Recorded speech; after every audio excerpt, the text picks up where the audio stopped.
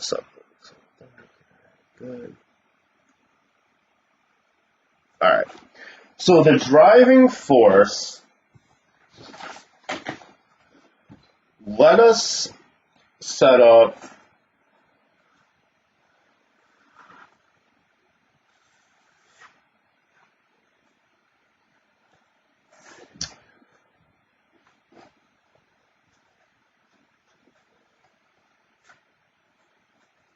a situation where we have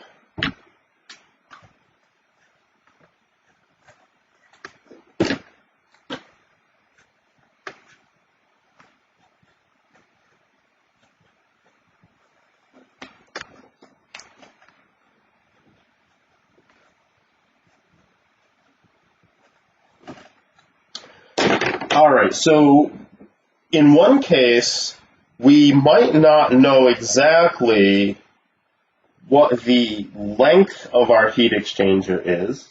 If we have this thing set up to be a parallel flow heat exchanger, it's easier to see the log scales in that one. Then what we'll have is the hot temperature is going to decrease to THO, our hot outlet temperature. And we will have the cold temperature is going to increase accordingly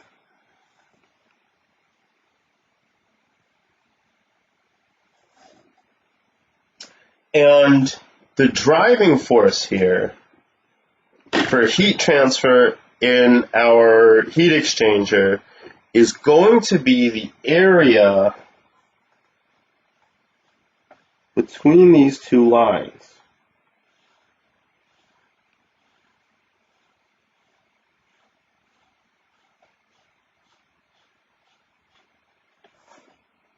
So our overall driving force, oops, thank you.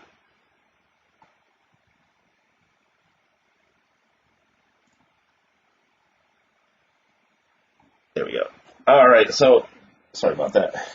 So we have the hot fluid coming in very hot and it's cooling down, and we have the cold fluid coming in very cold and it's heating up.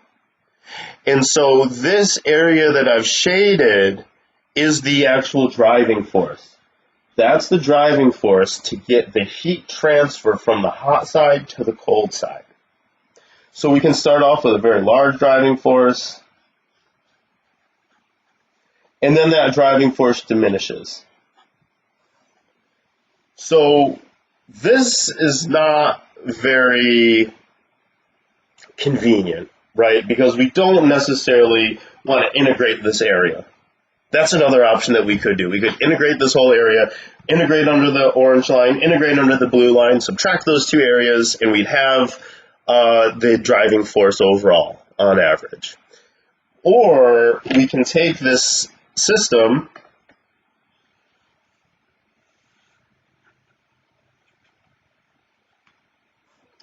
and rather than use this, what we'd like to do is say,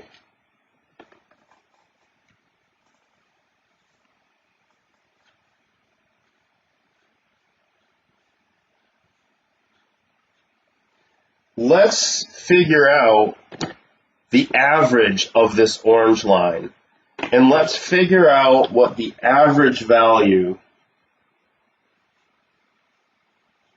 of this blue line is.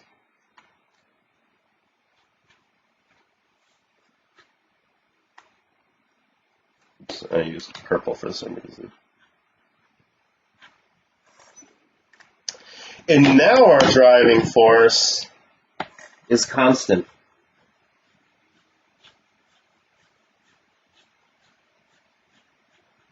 But because, excuse me, these are both log scales, what we call this is the log mean average, the average temperature difference. So our driving force is changing as we go through this system spatially, but we don't want to account for that. It's too much work to try and integrate under those curves, it's much easier to calculate this LMTD, where we calculate essentially the average of the hot temperature, the average of the cold temperature, and use that as the overall driving force.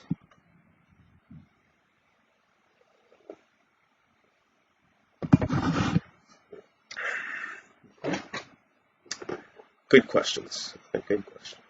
And then this, let's say,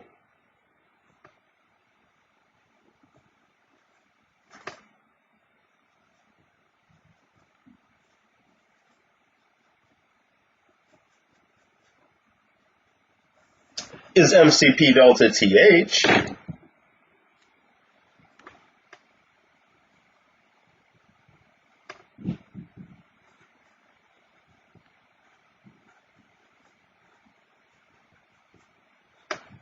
And that's MCP delta TC. So we're going to, in a thermodynamic sense, we don't really care about anything here. We're just going from TCI to TCO, MCP delta T. We're also going from THI to THO, MCP delta T. But then we have this driving force between hot and cold that's going to be handled by this log mean temperature difference.